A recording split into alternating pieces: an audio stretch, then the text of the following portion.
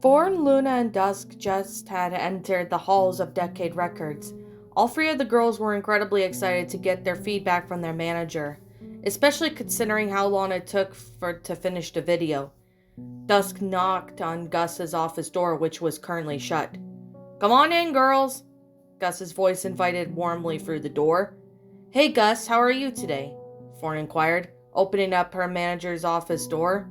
"I'm doing wonderful. And yourselves?" Gus asked in return. "We're doing great," Luna replied. "Good, but we'll be doing better when you check out the music video and tell us what you think," Dusk joked. "We're dying to know." "Well, girls, I reviewed your video and..." Gus stopped for a moment. His face fell a little, causing Dusk's heart to fall a lot. "It's alright, but I think you could do far better. I recommend you take another video post-haste. Sorry to say this, but it seems like you girls have fallen into a bit of a slump. It doesn't pack the same punch as you were by doing that tour." "Oh," Thorn seemed lost for words. "I guess maybe we have fallen into a slump." "Don't worry, we'll remake it," Luna assured.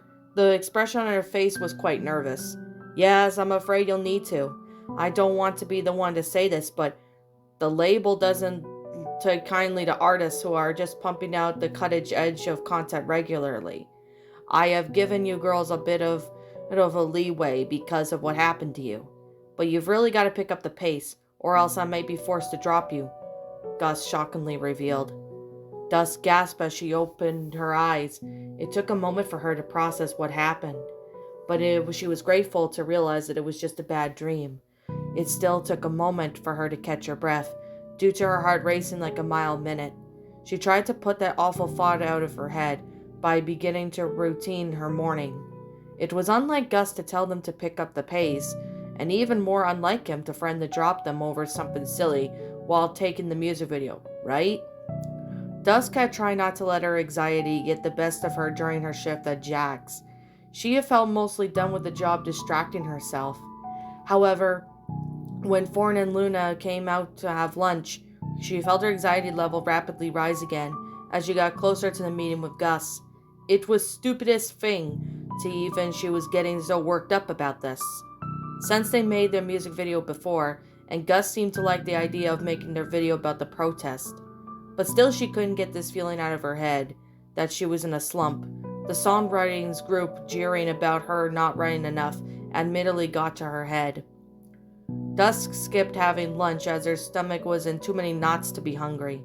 She hoped hunger wouldn't come back to bite her in the ass during that meeting with Gus, but she wasn't the one to force herself to eat. She wasn't in the mood to.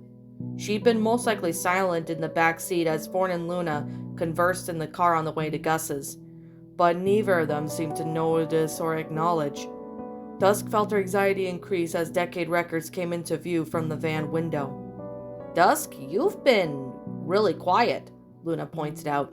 "Is everything okay?" "Yeah," Dusk fumbled, "just anticipating in the meeting." "Are you guys nervous at all?" "Oh gosh, no. If anything, I'm excited," Luna replied. Dusk felt the pain of jealousy hit her heart as the redhead said this. She remembered how anxious Luna had been about the whole thing Dusk loved. Going to a new place every night, playing solid out stadiums, and crowds screaming their name in comparison. Dusk felt very stupid for being afraid of the meeting of her own manager, who regularly praised them. "Yeah, it'll be nice to finally be able to put this video out. It's been a while," Thorn answered, as she held the door to Decade Records. Dusk had hoped that this wouldn't be anything like her dream.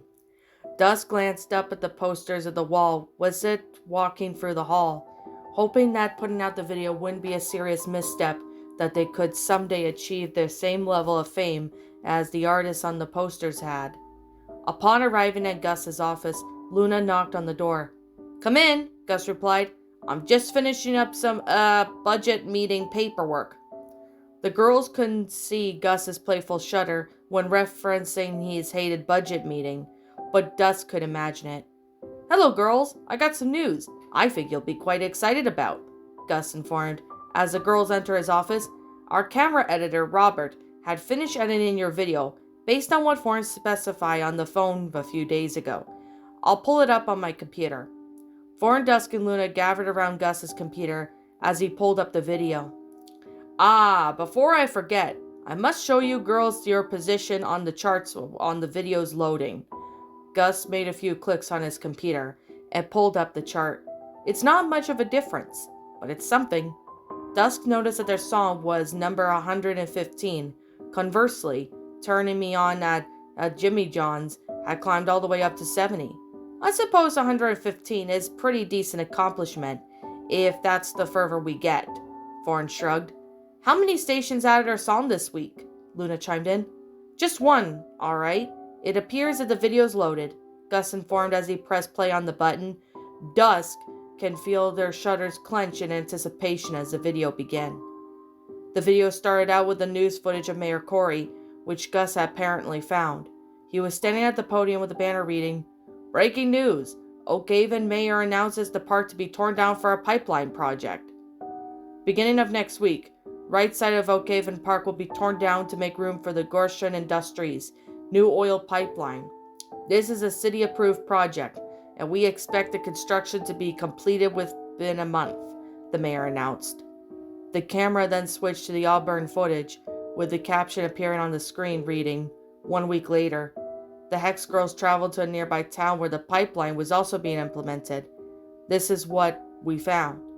The footage the girls took in Auburn continued to roll as the viewers got closer with the girls to see what had become of Auburn Park. The instrumental began to play. This was just after the viewers saw the horrifying oil pipe-covered space and dying animals. This is horrific, Thorne cried. If only the people would see the atrocity this truly is. No one would ever support this pipeline. The footage of oil-splattered park began to fade as the scene shifted over to what they filmed in Oak Haven's park. We can't let them do this to our park, Luna shouted. Let's show them how wrong they really are, Dusk sneered. As the first lyrics of the song began to play, Thorne shouted, Earth, Wind, Fire, and Air, was it Dusk and Luna echoed, We may look bad, but we don't care. The audience saw the footage of the Hex girls protesting as the first verse began to start. Was it the construction workers drilled their way to make room for the pipelining? It appeared that Rick had even edited some special effects, as there were thought bubbles over Dusk's head with footage of Auburn, to show what she's really afraid of happening in Oak Haven. The camera continued to pan over to the large group of protesters, showing some of their signs, which would read, Drilling means killing. Destroying our park is the process. Although Dusk wouldn't resonate with anyone, she quite liked the touch of showing each other's sign. In a way, it was bite-sized into the reasons why each person was about protesting, and what they were really afraid what would really happen. The chorus then rolled back around as Thorne's close-up of the pipe was leaking was shown. In addition to horrified looks on Luna and Dusk's face, realized the same dangerous situation they'd seen in Auburn was frighteningly possible there. Dusk didn't remember what her face was looking so shocked, but she had to give the kudos to Thorne for capturing the emotion as well. We heard you saying that the pipeline is leaking, Thorne sassed over the construction worker. We also happened to overhear you say you don't plan to do anything about it, Julia added. You can't prove of anything I said. It'll be my word against yours when the mayor gets here. I'm pretty sure he's going to believe an adult who is employed over the city over a bunch of rebellious kids, the man rebuked. As the chorus concluded, it got slightly quieter as the audience could hear the construction workers fret to call the mayor. While the final verse began, the audience transported 30 minutes into the future, showing the mayor arriving at the park. These kids are preventing us from doing our work again, Brandon accused. Yeah, you got all of them thrown in jail, Mayor Corey, the blonde construction worker shouted. We're not obstructing anything, Julia calmly told the mayor. We are peacefully protesting on the sidelines, which is the right to concerned citizens. Dusk quite liked how that piece was included in the video, as it perfectly demonstrated how hostile the construction workers were being, especially considering that Julia pointed out they weren't blocking anything. Clearly, there were some serious issues with this pipeline, Mayor Corey solemnly said, after getting down on his knees and inspecting the construction site. Construction for this project is going to be on pause until the leak is fixed. Dusk did notice the construction workers' names were edited out, which she was a tad bit confused of. The video concluded with the clip of the girls celebrating, followed by a close-up from Crystal Cove Park with Thorne saying, "Love the earth with all your fire." "So, what did you think, girls?" Gus asked. Dusk was immediately quite nervous as she hadn't said anything about how she felt. "I loved it," Thorne exclaimed. "It's different type of style for us, but I think it's exactly what it needs to be." "I think people are going to seriously love this," Luna remarked.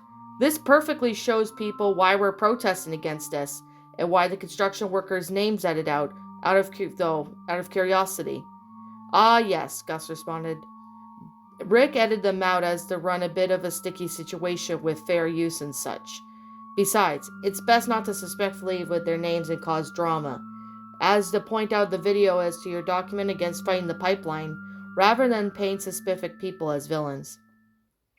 "Do you think it's going to convince everyone that protesting isn't just some rebellious thing for kids?" Dusk asked, immediately feeling unsure of herself, given that she set out to convince people exactly why it's important to fight against this. She admittedly wasn't sure what they have done anything close to that. She could easily see the people writing this off as a few rebellious kids, being overly critical about their potential views. "Girls, you did amazing. You haven't achieved Madonna or Prince of Level's fame, so you can't expect your second single to go completely shift all the way people think about politics. These are going to be some people who just don't want to acknowledge any perspective of their own. And those construction workers in the video are a prime example of that. I think I gave your audience a compelling story and equally expressed your perspectives, and even infused a bit of your personalities into the video. And within how you sass the construction workers," Gus lightly chuckled, "creating a music video is a mini documentary, including personal clips of your own experience, is one of the most unique things I've seen in my years of music industry." "So how do we know the general public is going to like this, though?" Dusk wondered. "Is there any worth taking a risk of something unique if people hate it?" "Well, I'm afraid that's not to question that, nor anyone can answer," Gus replied. "Nobody ever knows if something will be successful before putting it out. I could certainly give my advice on anything that you girls want, but there is no way to definitely know if it will resonate with people, nor you actually release nothing of it. In my humble opinion, the only market for releasing the content, but you have no control over whatever is meaningful to you. Do you want to show it to the world?" "Out of curiosity, do you think people should release content that is meaningful to them?" Dusk asked. "This conversation has much taken a more philosophical turn than I was expecting," Gus chuckled. "Why do you ask?"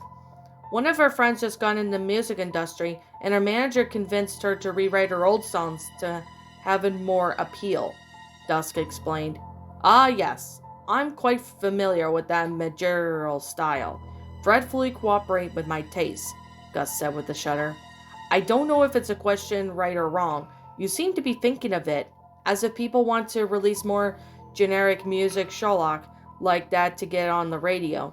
They should just go right ahead. But it isn't something I would ever recommend. Very few people who release generic music like this are able to break through the long. Typically, from my experience, they have quite a few hits at the row at most, and then quickly fall into obscurity.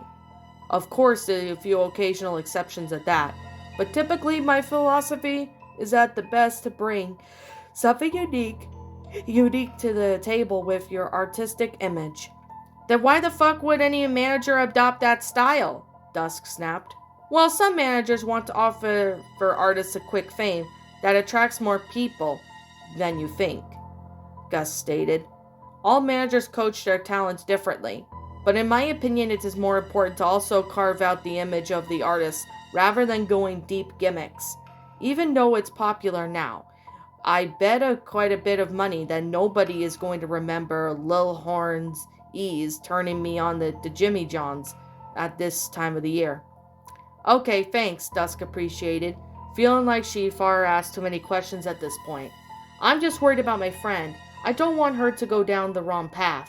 "It's more of a philosophical question than objectively right or wrong," Gus replied. It ultimately depends on whatever the artist feels passionately about.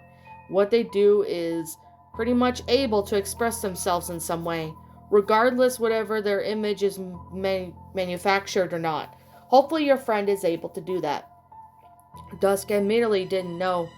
Dawn seemed very excited about this opportunity, although Dusk remembered the flash that Dawn took at her just yesterday. That one almost hinted, I don't want to do this, but I feel I have to make up the identity in order to be famous. Thank you for answering my question. Sorry if I went on, Dusk apologized, feeling like she was acting uncharacteristically emotional at this point. Although she didn't know why Dawn was doing her own person and was more capable of making her own decisions.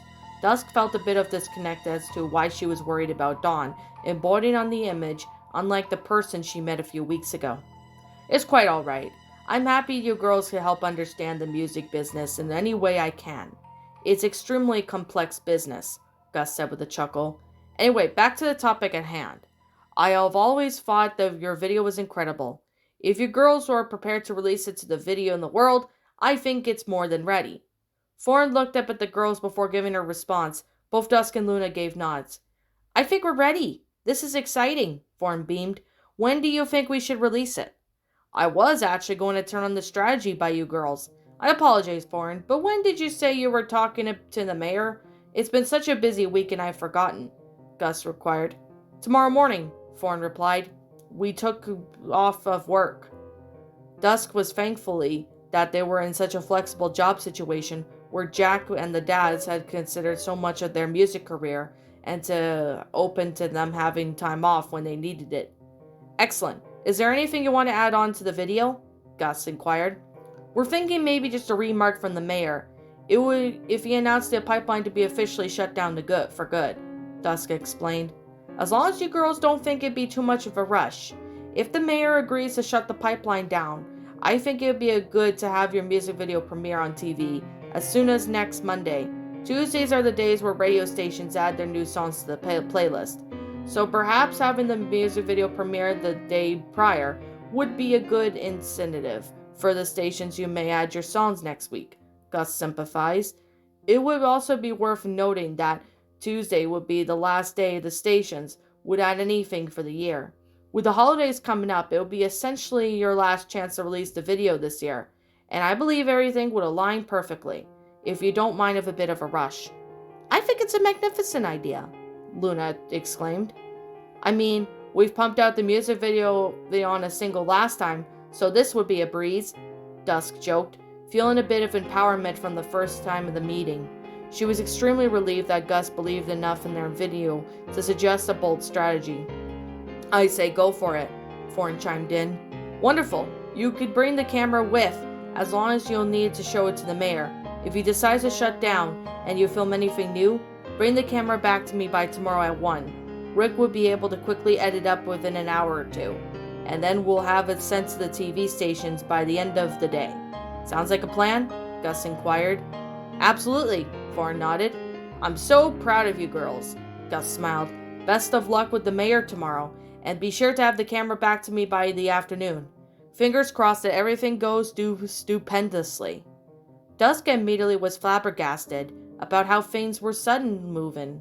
She was happy that the music video was going to get much of an immediate release, but as it was about time to get the damn things out, this was the most excitement she ever felt to anything about music related since the tour. It was going to be an extremely busy day for the girls tomorrow, but Dusk hoped that this was the start of something incredible. Dusk was grateful to have been waking up feeling rested today. She had struggled to keep up with a few days this week. Her first thoughts when she opened her eyes was that day was finally beginning of the day. She had been trying to fight the pipeline's inflammation in the park for over a month now, and they have known about the protest early as September. Dusk couldn't believe how come to the conclusion today, whatever she wanted to do it or not. Typically, Thorn was the one who made the pot of coffee in the morning, but she had gotten in the shower before dusk this morning. Dusk was ready for some coffee now, so she decided to simply make it herself, rather than waiting for Thorn to get out of the shower. Dusk poured the water into the coffee machine and put about 2 tablespoons scoop of coffee pounds into the filter. She pressed the brew button and the machine started to percolate. She had walked away for a few moments as she poured herself a bowl of cereal, but ran back over as she heard some explosive bangs coming from the machine. "Damn it," Dusk swore.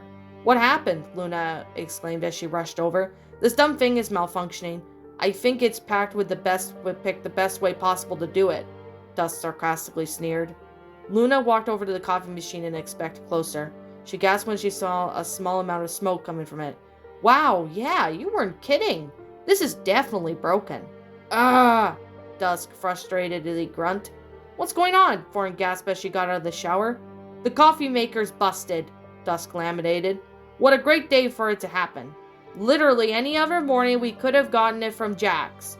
Foreign glanced over the clock, which read 6:44 a.m. "We've got time.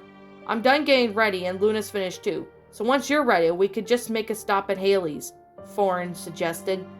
"Okay, that's fine," Dusk replied, admittedly a bit annoyed that she had to now rush her breakfast to get ready. Nonetheless, she tried to keep her mood up. Although the moment she thought about it, the more anxious she became as the meeting with the mayor loomed over. She really hoped this music video would be enough to change the mayor's mind. As Foreign, Dusk, and Luna walked up to the front counter at Haley's, they noticed that there was a bit of a line today. Dusk hoped that the line wasn't going to take too long, but it seems to be moving relatively quickly, since Haley was taking orders while Annie made the coffees. "I'm probably going to need slightly one of those caffeinated milkshakes this morning," Dusk replied. "I need a little sugar rush to improve my mood." "You're still frustrated about the coffee maker?" Foreign asked. "No, I think she's implying how anxious about the meeting with the mayor," Foreign replied. "I am too." "Yeah," Dusk admitted, although the fervor she divulged.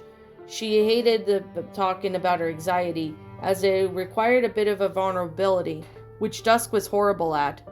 "You certainly aren't alone. I think we all are," Luna assured. Before her hand turned to the opposite direction, it appeared she caught a glimpse of someone out of the corner of her eye. "Hey, it's Julia!" "Seems quite fitting, given that we're finished the business she started," Foreign chuckled, noticing Julia spotted the two of them in line. "Hi, Julia," Foreign greeted. Julia spun around to see who greeted her. "Oh, hey! You girls must be on your way to work." "Actually, no. We're heading to show the mayor that footage," Foreign answered. She then looked as if she was a bit lost in thought as she spoke. Dusk quickly realized that her perception was correct. She had promptly spoke up again, to add something on to her previous remark. "Hey, I know this is super short notice, but if you want to come with, you'd be welcome to. You lead the whole protest, and without you, we wouldn't have ever known the pipeline was happening." "That's so nice of you," Julia exclaimed. "I've got something to prepare for the last 2 weeks of my internship at 10, so as long as it wouldn't take too long, I'd love to come. Thank you so much." "No, it shouldn't nearly take that long, or at least I hope not. I wouldn't want to argue with the mayor for that long," Foreign chimed in with a laugh. "I'm sure you know where the mayor's office is, but if not, you could just follow us there after we got our coffees." "Of course, I pass it every day on the way to work for my internship. Besides, I wrote several petitions addressed it to stop the pipeline," Julia chuckled. Foreign laughed briefly in response, before turning to Luna and Dusk. "You guys don't mind if she comes with, right?" "Of course not," Luna responded. "She started this whole thing, and she should definitely be there with us. I mean, the more the merrier. We'll need all the help we can get to convince the mayor," Dusk laughed. Julia had the brains of the whole corporation after all. She wrote more than deserved to come with them. Dusk didn't necessarily need the level of equity to her voice, so if the video did convince them, it would be good to have one more voice argue in their favor. Dusk could feel her anxiety significantly build as the girls arrived at the mayor's office.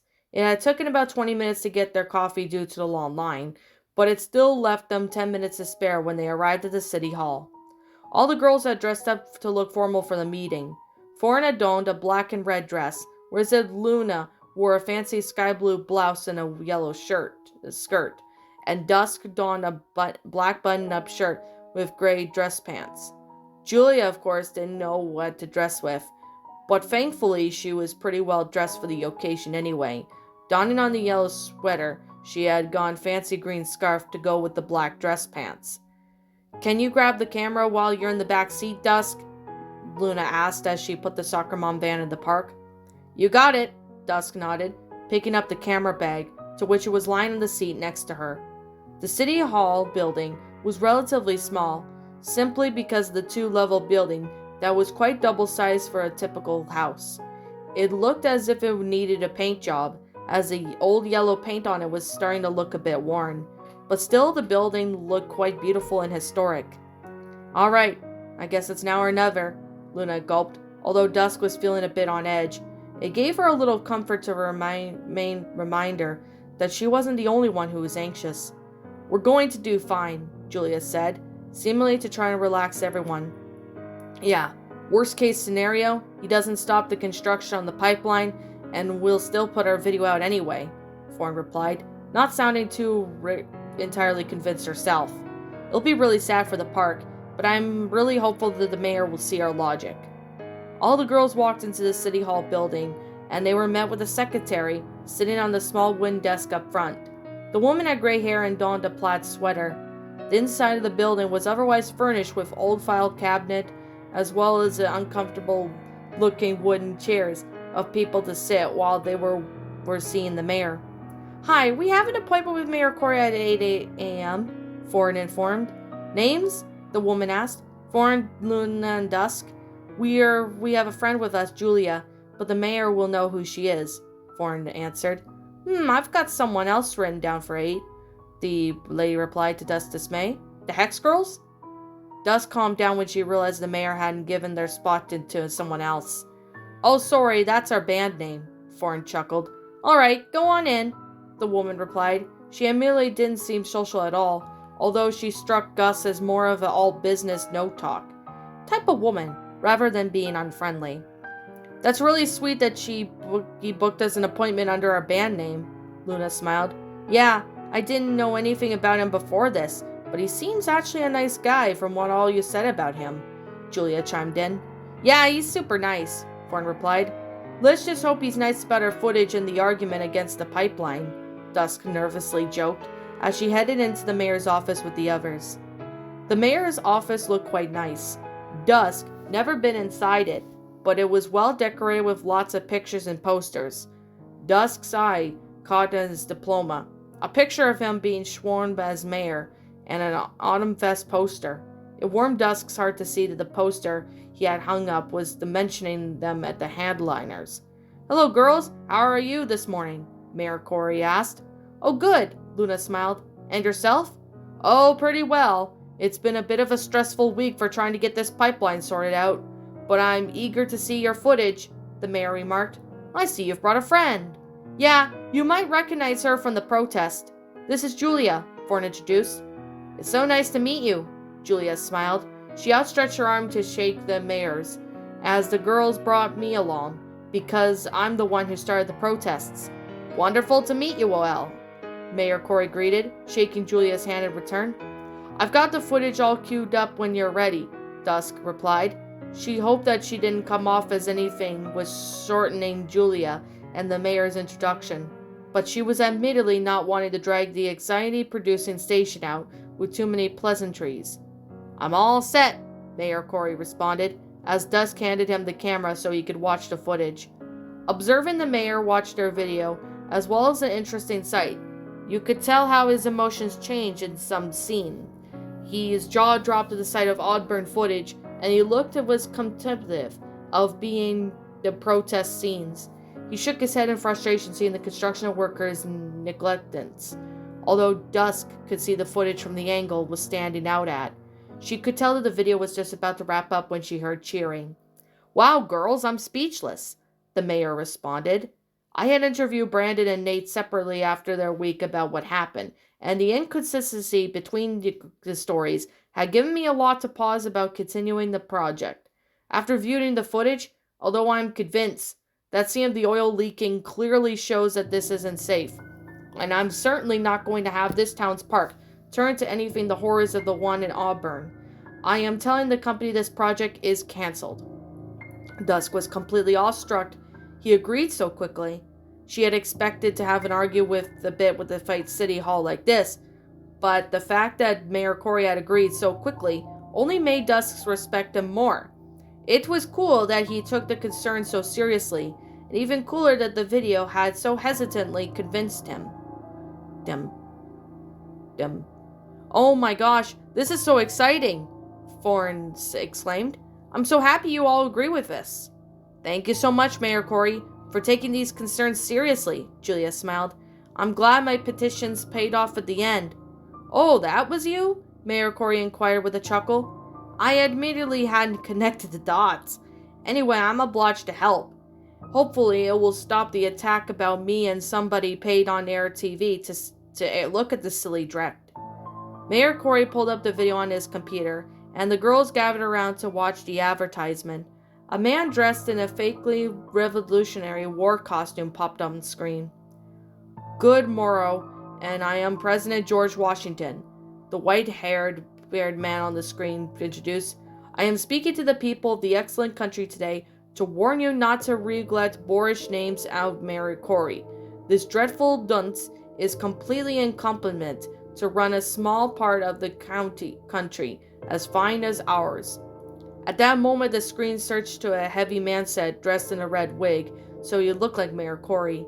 The man, stirring a bowl of cereal and with the spoon scooped out of his hand, completely immersed itself into the milk-filled bowl.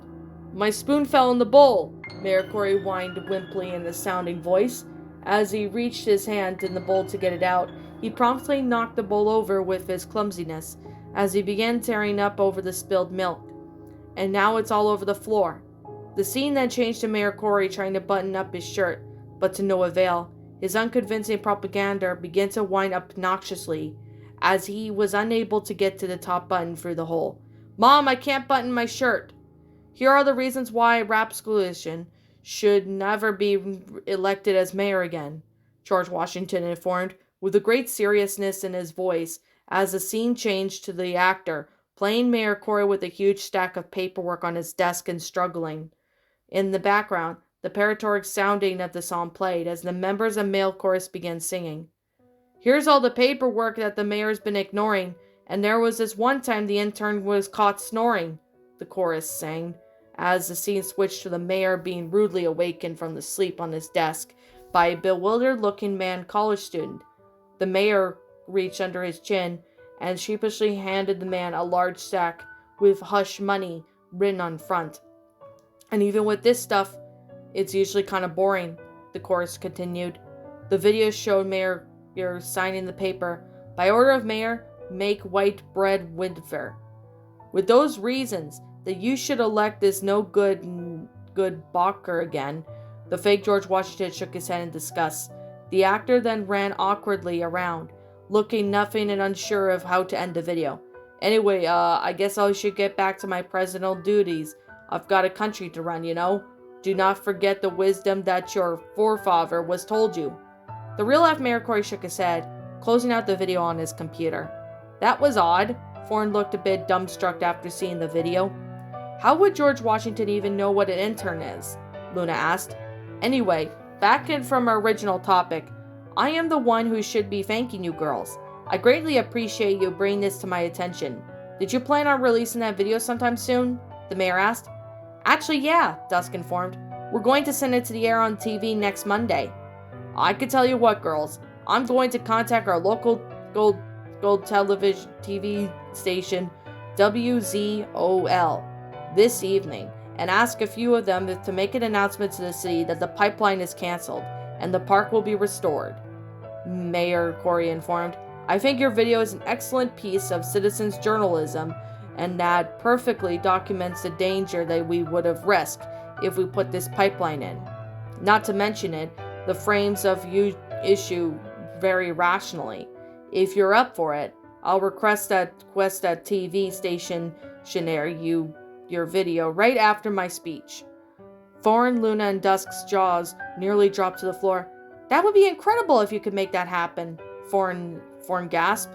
You've already given us more than we've ever expected, so would you mind if we ask for one more favor? Luna inquired. We love to get the short clip of you to add it to our video, saying that the pipeline's canceled. You've done the town more than a few favor, girls. I can't imagine how horribly pessimistically if Oakhaven Park ended up like Oddburns. Recording that single line for your video is more than doable. Mayor Corey chuckled. Let me know when you're ready. Dusk was so admittedly shocked that everything had happened since got in the mayor's office felt like a dream to her. I can hold the camera to film, so that way you three can all be in the frame, Julia offered. Dusk promptly handed the camera to her so she could begin the filming. All the girls moved closer to the mayor's desk so they could be in frame.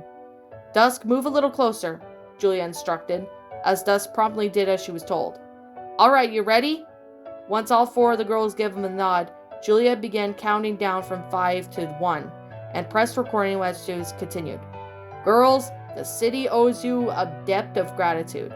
Because of significant safety concerns have brought to your attention, the pipeline for this project is officially canceled, the mayor announced. And we're in the clear, Julia shared.